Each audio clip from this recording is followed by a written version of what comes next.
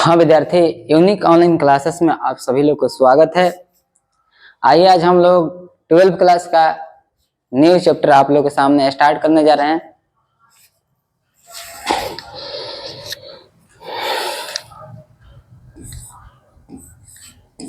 Chapter 3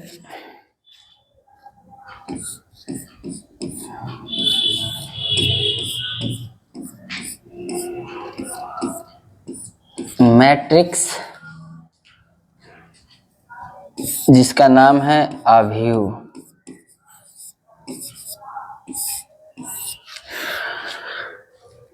class 12 का है विद्यार्थी।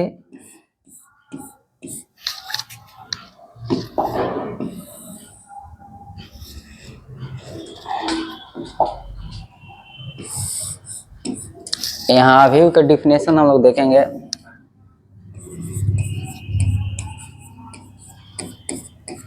आयताकार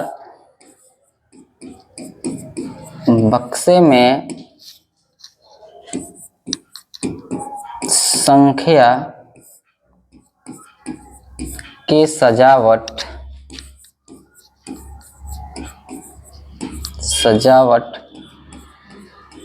को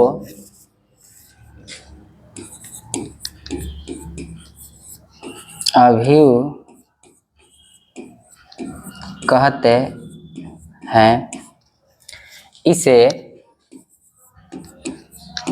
इसे किसी भी बड़े अक्षरों के द्वारा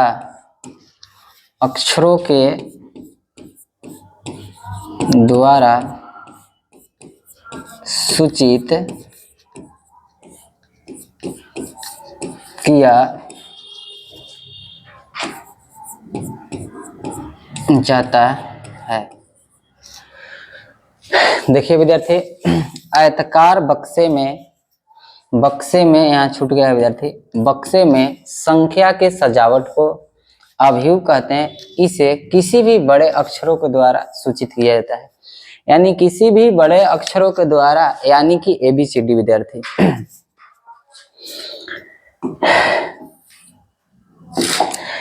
एग्जाम्पल विद्यार्थी, जैसे देखिए सूचित करने का तरीका, जैसे कैपिटल A हो गया, यहाँ पर जैसे कैपिटल B हो गया, कैपिटल C हो गया, मैं सूचित करने का तरीका है।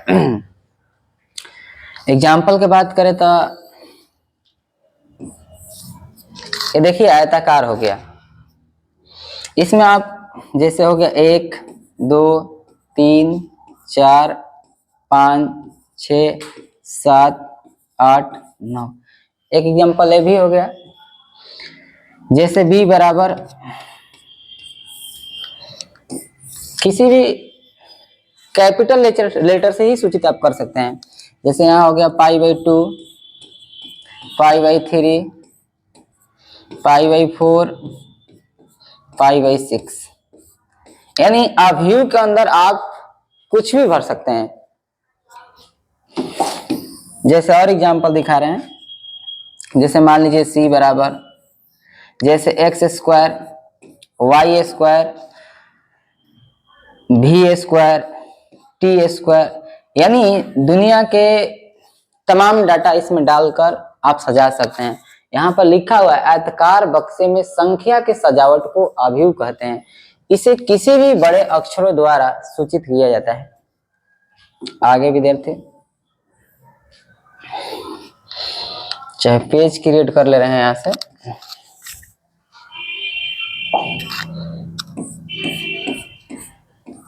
ऑर्डर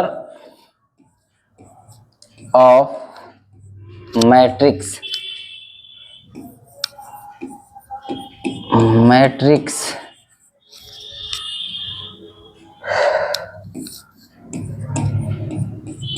अवयव के क्रम या विद्यार्थी कोटि। अवयव के क्रम या कोटि। ऑर्डर मतलब होता है क्रम या कोटि, ऑफ मतलब का या के, मैट्रिक्स मीन्स अवयव।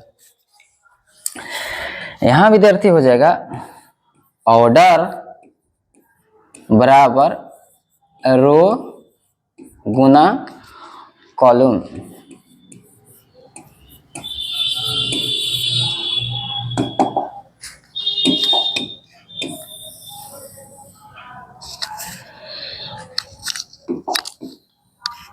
इसको शॉर्ट में लिखा जाए तो O बराबर इसका पहला लेटर R, इसका पहला लेटर C, या O बराबर और का लिख सकते हैं आप। O बराबर इसका होगा M गुना N, आप ऐसे भी लिख सकते हैं, या विद्यार्थी ऐसे भी आप लिख सकते हैं ऑर्डर बराबर I गुना J। अगर हिंदी में बात किया जाएगा विद्यार्थी तो हिंदी में हो जाएगा कोटि बराबर यानी ऑर्डर मतलब कोटि, रो के मतलब होता है विद्यार्थी पंक्ति, गुना कॉलम का मतलब होता है स्तंभ। यानी ऑर्डर का मतलब होता है कोटि, रो पंक्ति, कॉलम स्तंभ।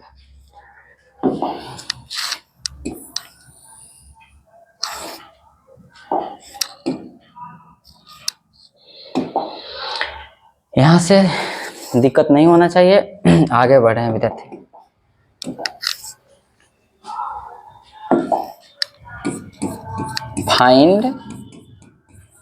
फाइंड ऑर्डर यानी कि कोटि ज्ञात करे, कोटि ज्ञात करे। जैसे एक क्वेश्चन दे दिए विद्यार्थी, A बराबर 2 3 4 5 6 7 8 9 4, इसी का कोटि ज्ञात करना है। तो कोटि ज्ञात करने के लिए विद्यार्थी सबसे पहले इस पेज पे आइए। कोटि ज्ञात करने के लिए हम लोग को चाहिए पंक्ति और स्तंभ चाहिए। सबसे तो पहले समझना होगा कि पंक्ति किसको कहते हैं और स्तंभ किसको कहते हैं। आइए, तो जैसे इस पेज पे ही समझा रहे हैं। हाँ, यहाँ पर बगल में जैसे विद्यार्थी एक एग्जाम्पल के तौर पर ले रहे हैं, B बराबर यहाँ जैसे हो गया 5 6 7 8 9 10 11 12 13। यहां से देखा जाए विद्यार्थी, इसमें क्या समझना है, पंक्ति और स्तंभ। तो जो ऐसे लाइन होता है विद्यार्थी, कैसे सर, जो ए वाला लाइन होता है इसको कतार भी बोलते हैं, कतार विद्यार्थी। ये जो कतार या इसको पंक्ति बोलते हैं, मतलब एक्स अक्ष पे जो भी लाइन होगा उसको पंक्ति या रो बोलेंगे। तो ये जो रो है विद्यार्थी तो हो जाएगा R1, ये रो है, दूसरा का रो है तो R2, ये तीसरा का रो है तो R3। और विद्यार्थी जो 90 डिग्री के एंगल पे होता है उसको बोलते हैं हम लोग स्तंभ, उसको बोलते हैं विद्यार्थी स्तंभ। ये हो जाएगा छोटू स्तंभ, ये हो जाएगा छोटू स्तंभ, ये हो जाएगा छोटू स्तंभ। तो स्तंभ का मतलब कि कॉलम, तो इसको हो जाएगा बोलेंगे C1, इसको C2, इसको C3। ठीक है, यहाँ तक दिक्कत नहीं होना चाहिए। अब छोटू इसमें हम लोग को ज्ञात करना है, इसमें ज्ञात करना है, इसमें देख रहे हैं ना,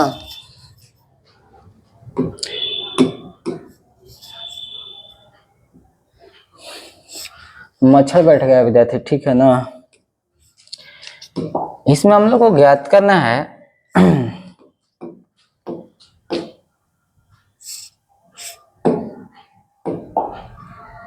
हाँ, इसमें हम लोग को ज्ञात करना है, तो यहाँ लिखेंगे सॉल्व या हल कर लीजिएगा।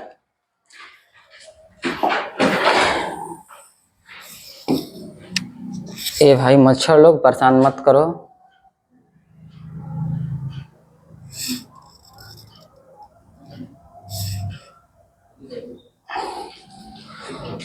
बहुत लोग परेशान कर रहे हैं जी, बहुत मच्छर हमको परेशान कर रहे हैं यहाँ पर।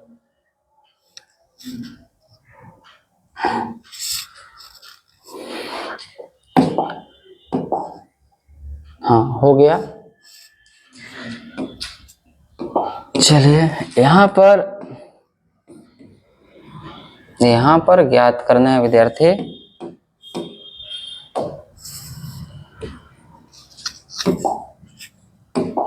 यहाँ पर ज्ञात करना है विद्यार्थी, तो यहाँ लिख लेंगे हल। यहाँ हम लोग को क्या ज्ञात करना है? कोटि। हम लोग को यहाँ कोटि ज्ञात करना है, तो यहाँ लिखेंगे कि कोटि बराबर पंक्ति अगुना स्तंभ, या ऑर्डर बराबर लिखेंगे तो रो गुना कॉलम। तब इसमें विद्यार्थी एक बात बताइए, गिनिए कि रो की संख्या कितना है? तो आप बोलिएगा सर कि R1, बोलिएगा सर कि R2, बोलिएगा सर कि R3, यानी रो की संख्या 1 2 3 3 हो गया विद्यार्थी। कॉलम की संख्या भी 1 2 3 3, तो यानी ये 3 गुना 3 का मैट्रिक्स हुआ। ठीक है, दिक्कत नहीं होना चाहिए। आगे बढ़ रहे हैं छोटू। यहां से विद्यार्थी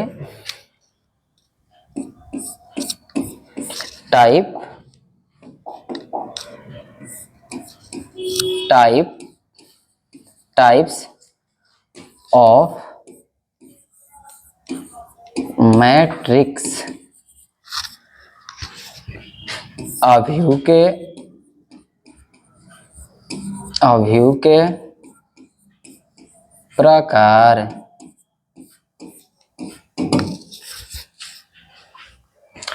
सबसे फर्स्ट में विद्यार्थी रो मैट्रिक्स, हिंदी में हो गया पंक्ति अभिव्यक्ति। पंक्ति अभिव्यक्ति देखा जाए, वह अभिव्यक्ति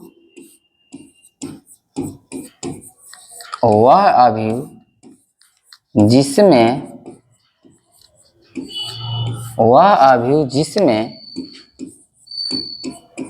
पंक्ति की संख्या केवल एक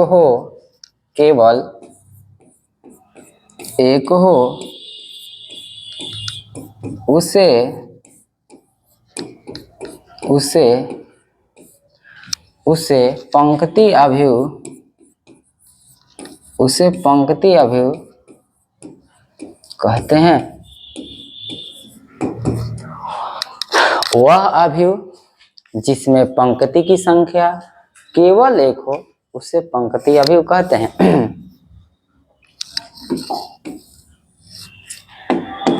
एग्जाम्पल, जैसे a बराबर 2 3 4 2 3 4 5। इसमें बताइए विद्यार्थी कितना पंक्ति है? तो बोलिएगा कि सर इसमें सिर्फ एक पंक्ति है, इसलिए पंक्ति अभी हो गया। और एग्जांपल दे रहे हैं, b बराबर हो गया 2। ए कौन सा अभी है छोटू? तो ये भी सर पंक्ति अभी है, क्योंकि इसमें पंक्ति की संख्या केवल और केवल एक है। तो कितना हो गया? R1 है 1। ये भी सरपंक्ति अवयव। ऐसे ही छोटू बहुत सारा आप एग्जाम्पल दे सकते हैं, एक नहीं, दो नहीं, 10 दे सकते हैं, कोई दिक्कत की बात नहीं है। आगे बढ़े हैं छोटू। एक हो गया हम लोग का पंक्ति अवयव रोमैटिक्स। आगे बढ़े हैं छोटू।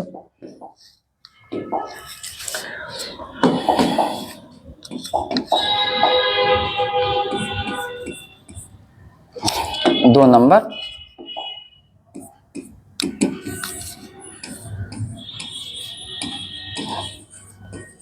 कॉलुमैटिक्स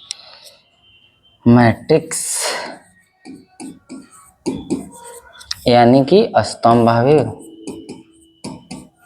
स्तंभ अवयव, इसका डिफिनेशन देखिए। जैसे इसमें था छोटू कि पंक्ति अवयव, तो पंक्ति की संख्या कितना था? एक था, उससे पंक्ति अवयव कहते हैं। इसमें छोटू क्या हो जाएगा, लिख के दिखा रहे हैं, वह अवयव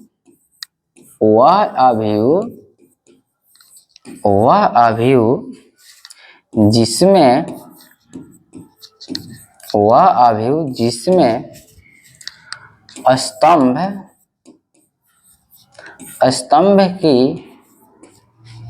स्तंभ की संख्या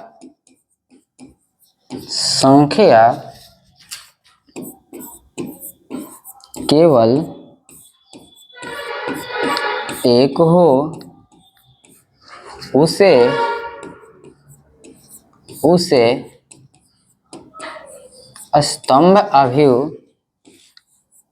स्तंभ अवयव कहते हैं।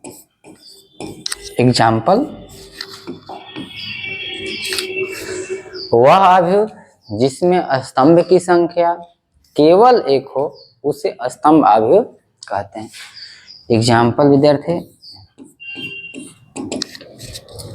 यहाँ पर देखा जाए, जैसे a बराबर 1 2 3, इसमें स्तंभ की संख्या कितना है? जो 90 डिग्री के एंगल पे होता है उसे स्तंभ कहते हैं। तो इसमें स्तंभ की संख्या, पूरा लाइन एक ही स्तंभ होगा, तो इसमें स्तंभ की संख्या कितना है? 1। तो हो गया जैसे एग्जाम्पल। और एग्जाम्पल ले लीजिए,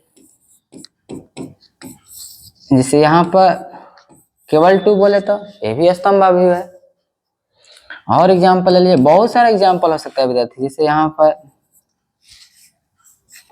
3 5 6, लेकिन ये भी बात बोला है कि वह अवयव जिसमें स्तंभों की संख्या केवल और केवल एक हो, उसे स्तंभ अवयव कहते हैं।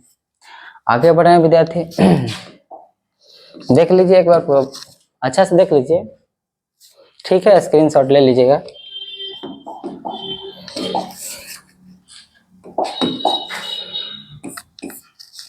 थ्री नंबर विद्यार्थी,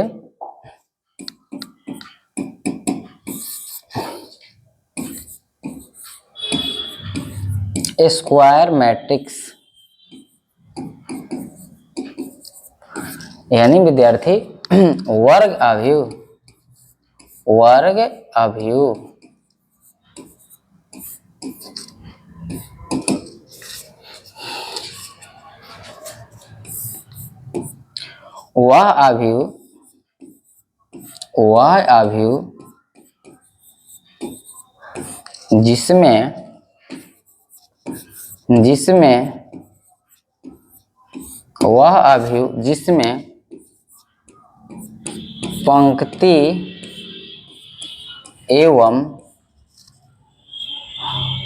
वह अवयव जिसमें पंक्ति एवं स्तंभ दोनों की संख्या बराबर हो,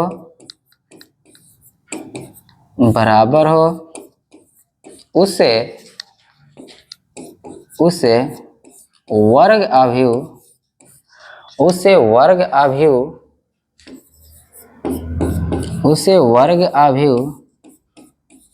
कहते हैं। देखिए विद्यार्थी क्या लिखा है, वह अवयव जिसमें पंक्ति एवं स्तंभ दोनों की संख्या बराबर हो उसे वर्ग अवयव कहते हैं। छोटू एग्जाम्पल के बारे में बात करें तो यहाँ से आप देखिए, यहाँ हो गया 2 3 4 5 6 7।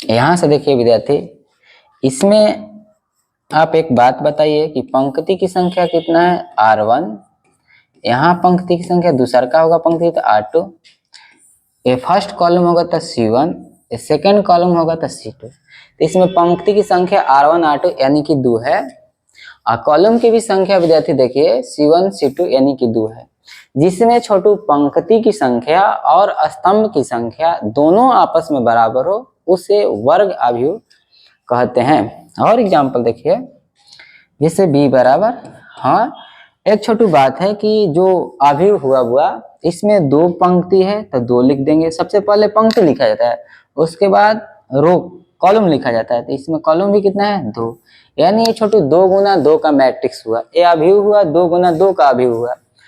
जैसे यहाँ पर विद्यार्थी और एग्जाम्पल देखा जाए, जैसे 3 3 4 5 6 7 4 8 9, इसमें विद्यार्थी का वर्ग अवयव है, हाँ वर्ग अवयव है, क्योंकि इसमें पंक्ति की संख्या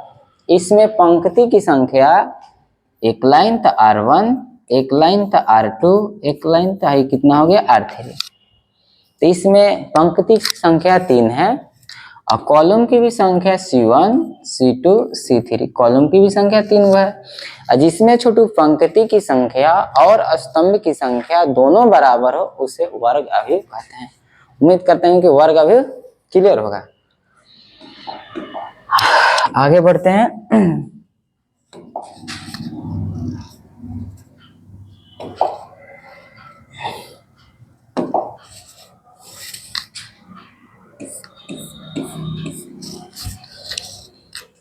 विकर्ण अवयव यानी कि डाइगोनल मैट्रिक्स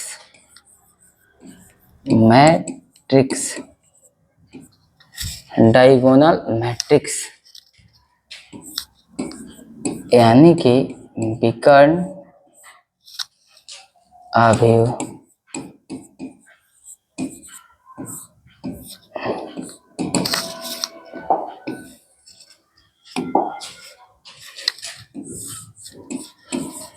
वह वर्ग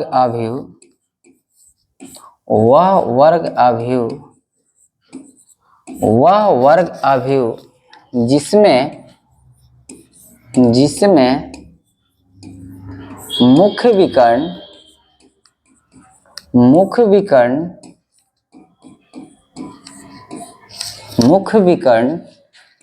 के सभी सदस्य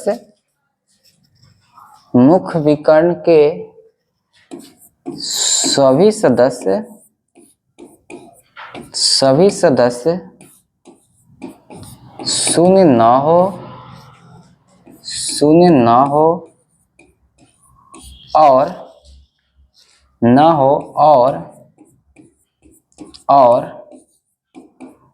बाकी सभी विकर्ण और बाकी सभी सदस्य शून्य हो उसे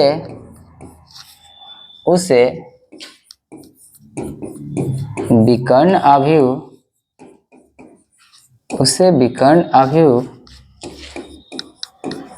कहते हैं।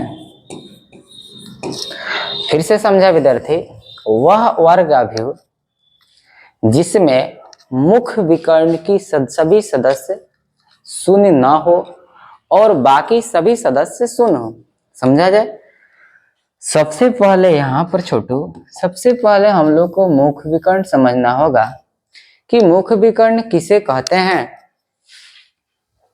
आइए यहाँ पर देखिए, जैसे यहाँ पर लिख दिए A बराबर A B C D EFGHI। यहाँ पर विद्यार्थी मुख्य विकर्ण के बारे में बात किया जाए